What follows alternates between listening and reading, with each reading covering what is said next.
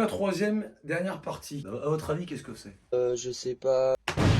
La sangle abdominale. Quelle est la logique de faire les abdos pendant la routine d'échauffement, c'est-à-dire au tout début de la séance? On a déjà vu pendant les séances de HIIT que c'était le liant entre la ceinture pelvienne et la ceinture scapulaire. Donc il est essentiel de les préparer à assumer ce rôle. Logique, si je veux pouvoir générer une explosivité, que ce soit sur des mouvements du haut du corps, de bas du corps ou des mouvements de corps entier. En deux, ils sont également très importants pour la posture. Si je veux avoir un beau positionnement et une belle exécution de mouvement, il est essentiel de les chauffer, car ils vont sur la suite de ma séance me renseigner sur le fait que je les recrute bien et donc que je protège bien ma colonne vertébrale. Exemple du squat qui nécessite que j'assiste mes lombaires avec mes abdos afin de ne pas trop me pencher vers l'avant à mesure que je descends et ainsi risquer une belle hernie discale de champion du monde.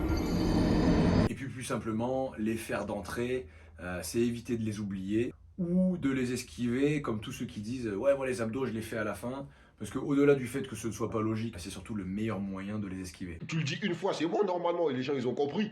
Alors on commence, le premier, et non des moindres, le transverse de l'abdomen. Alors bon, il va sans dire que c'est très certainement la première fois que tu entends parler de ce terme. C'est le muscle le plus profond de la sangle abdominale, tout simplement mon gars. Et sachant que c'est lui qui relie les côtes basses entre elles, les apophyses transverses des vertèbres lombaires et les crêtes iliaques de nos hanches, c'est tout simplement lui qui donne le nom de sangle abdominale à la sangle abdominale, de ceinture à la sangle abdominale, parce que c'est le seul qui fait vraiment un tour, voilà, qui relie comme ça comme une ceinture. C'est selon moi le muscle le plus important de la sangle abdominale. Il a pour but la contention des viscères, une assistance énorme lors de la flexion de la colonne vertébrale, je reprends l'exemple du squat, et c'est le premier responsable du galbe de la taille avec les obliques internes et externes qui forment un maillage, mais c'est vraiment le premier. Sachant en plus que sur sa partie inférieure, il s'attache derrière les organes génitaux, il procure pour les mecs, pour ces messieurs, de meilleures érections, et chez ces mesdames, une meilleure sensibilité. Tu vois ce que je veux dire? Un petit peu moins sexy maintenant, il a un rôle énorme dans le fait de bien faire pipi et caca. Cependant, sachant que c'est un muscle important, il est assez chiant à travailler, mais selon moi, c'est bien moins douloureux que les autres exercices. Il s'agit en fait d'un exercice de respiration, mais de respiration en apnée. Là, tu me dis, mais mec, tu me prends pour un con, tu me dis, il faut respirer, mais après, tu me dis, c'est de l'apnée. Je te dis, oui, calme-toi, mon gars, ça arrive, ça arrive, on se détend, putain. Donc ouais, le but, ça va être de vider son air, de contracter le périnée, ça aussi, périnée, t'en entends jamais parler sur YouTube, hein. Putain, le périnée, quoi, les gars. Contracter son périnée, c'est le stop pipi, là. Fait de se bloquer comme ça. Et dès qu'on n'en peut plus, on reprend son air. Parce que là, le but, c'est de travailler le gainage, le but n'est pas de mourir. Donc je te montre à quoi ça ressemble. T'en fais entre 5 et 10, ce sera largement suffisant. Une fois de face, une fois de côté. Bien ancré dans le sol, comme je te l'ai dit. J'inspire. Je vide mon air. Dès que j'ai plus d'air, je contracte le périnée et je fais genre, je gonfle mes poumons.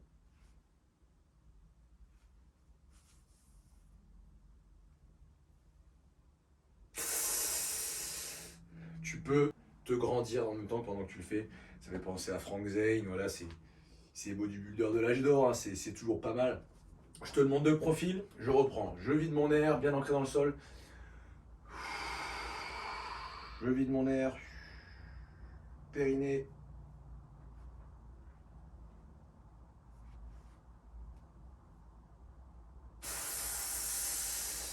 Et dès que j'en peux plus, je réinspire tranquillement. Allez, deuxième.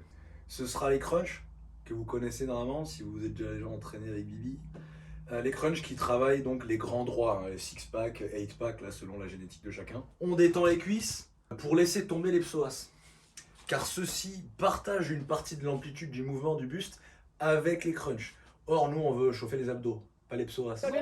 Pour cela, en termes de répétition, on se les fait en allant jusqu'à la douleur, ok, hein, on n'en fait pas 20, Non. puis on s'arrête là parce qu'au fur et à mesure, 20 ce sera de plus en plus facile. Donc à moins de prendre des poids au fur et à mesure, ça sert à rien à chaque fois d'en faire 20 en se disant c'est bon, je fais mes abdos. Bah non, parce qu'on progresse. Donc il faut suivre, il faut que ça suive. D'autant que les muscles abdominaux sont des muscles comme les autres. Hein, qui font de l'hypertrophie. Donc si on veut les rendre endurants, on fait de plus en plus de répétitions, mais si on veut les voir grossir, il va falloir charger, il va falloir utiliser du poids, ok? Donc pour l'instant, nous, je vous les montre au poids du corps.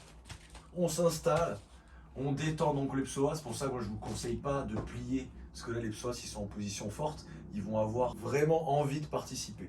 Donc moi, je détends les cuisses, boum, et on fait en sorte que ça vienne de là. Donc déjà, avant même de commencer, je cherche à contracter mes abdos. Les mains juste en contact ou croisées ici. On ne cherche pas à tirer la nuque. Et on a notre cambour naturel. On ne fait pas les abrutis à gommer, à écraser les lombaires. Hein, notre colonne, elle est faite pour avoir une lordose cervicale, une syphose dorsale et une lordose lombaire. Si tu commences à mettre ton dos droit, qui tu es? Je suis Spider-Man, fils Qui de tu pute! es pour lutter contre la nature? Fais ce qu'on te dit. Ton dos, il est fait pour être comme ça. Donc calme-toi. Laisse-toi faire, laisse-toi guider. La nature, c'est bien foutu quand même. C'est quand même bien fait. Bon, je reprends. Là, je commence à partir en couille. On détend le truc. Putain, merde. Ouais, je me suis mis une petite gifle sur le gène. Hop, on se détend et explosif. Un minimum sur la concentrique. Et je maîtrise l'excentrique pour revenir en position de départ. Il faut que vous visualisiez ça comme un élastique.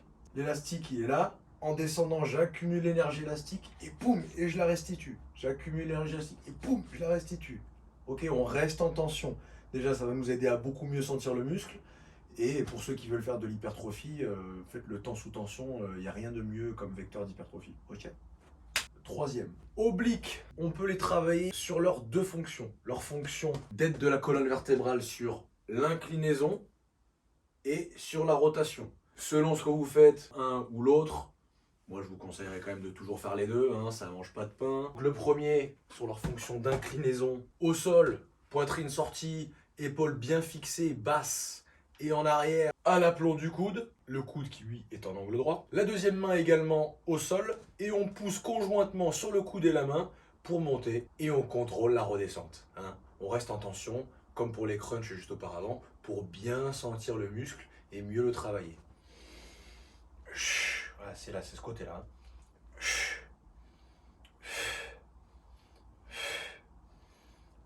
Tu vois, toujours poitrine sortie. Hein. Je maîtrise mon épaule, je suis pas au fur et à mesure à me reposer comme ça sur l'épaule. Non, non, boum. On veut pas que l'épaule soit un facteur limitant dans notre travail des l'oblique. Hein, ça me paraît normal.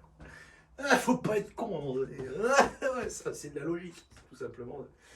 L'autre côté, je vais pas te montrer, t'as capté.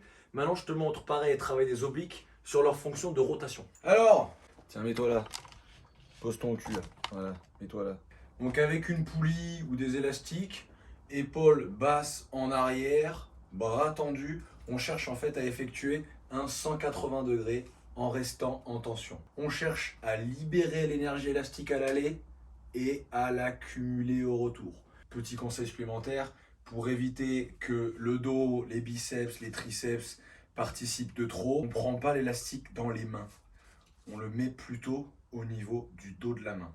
On ne veut pas que les muscles que je viens de vous citer piquent de la tension aux obliques que l'on veut cibler. On est là, bras tendus comme je vous ai dit, les épaules bien placées. On prend de la tension et on accumule. Bon là il n'y a pas beaucoup, vous voyez ça, l'élastique. Bon normalement je me mets là-bas, je me mets un petit peu plus loin. Mais là, il faut que je reste dans le champ de la caméra. Bon, ok, regarde, je te tourne un petit peu. Voilà. C'est bon, là, t'es content. C'est la maison du con! Accumule. Et voilà, ok. Pour ceux qui veulent vraiment faire les choses bien et être certain de travailler les obliques internes, les obliques externes, vous pouvez le faire d'abord de haut en bas, des deux côtés évidemment. Boum. Et ensuite, de bas en haut. Voilà. Et enfin, on reprend tout avec le gainage dynamique que l'on a déjà vu ensemble sur le hit, celui-là aussi. Position pompe, épaules protégées, comme d'habitude, basse, légèrement en arrière, poitrine sortie. Et on cherche à ramener le genou vers le coude opposé. Mais attention, là aussi, comme sur les crunchs, les psoas vont avoir envie de participer. Donc on fait en sorte que l'initiation de se ramener de genou vienne de la sangle abdominale. On ne veut pas ramener le genou pour ramener le genou. Tu vois ? On veut le ramener en connectant les abdos avec leur rôle de stabilisation et de lien entre le bas et le haut.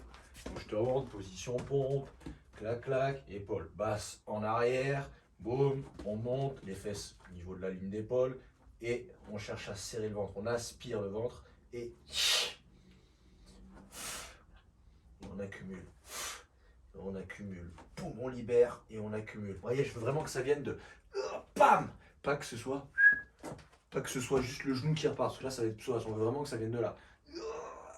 Bam, comme si tu mettais un gros coup de genou. Et sinon voilà, voilà, c'est fini. Certains diront c'est long. Ça fait beaucoup là, non? C'est long, ouais, mais c'est bon. On peut reprendre cette blague de beauf. C'est juste ce qu'il faut. Surtout si ça te permet d'éviter les blessures, comme je l'ai dit au début. Je vois pas pourquoi est-ce qu'on s'en priverait. En fait. C'est s'entraîner correctement, tout simplement. Surtout, comme je t'ai dit au début également, la qualité d'une séance va dépendre de la qualité de ton échauffement. Tout va dans le même sens. Si on entame une chose de la mauvaise manière, il est évident qu'on le paiera tôt ou tard. Peut-être pas sous la forme d'une blessure, mais cela peut être sous la forme d'une congestion qui arrivera plus rapidement que si on avait bien chauffé la pompe et envoyé du sang partout, sous la forme d'une fatigue qui va arriver beaucoup plus vite, parce que le cœur en fait il n'aura pas été prêt à monter progressivement en fréquence cardiaque et tu l'auras accueilli à froid. Cela peut aussi occasionner l'acquisition d'une mauvaise technique parce que si tu réveilles pas tes articulations, mais en fait tu vas pas sentir que tu fais de la merde. Cela peut aussi s'occasionner, comme je le disais au début, quand je parlais de préparation mentale, par un déficit sur la concentration que l'on vivra pendant la séance car on ne sera pas aussi impliqué que si l'on avait pris la bonne porte d'entrée. C'est à l'image de la marge d'une progression, d'une belle planification. Si l'on commence tout de suite par des choses trop difficiles, on a de grandes chances de stagner, de se faire mal, à l'inverse de si on a pris le temps, qu'on est entré doucement mais sûrement dans la séance et dans l'effort. Bon allez, je pense que ça suffit là, prenez soin de vous. Ciao!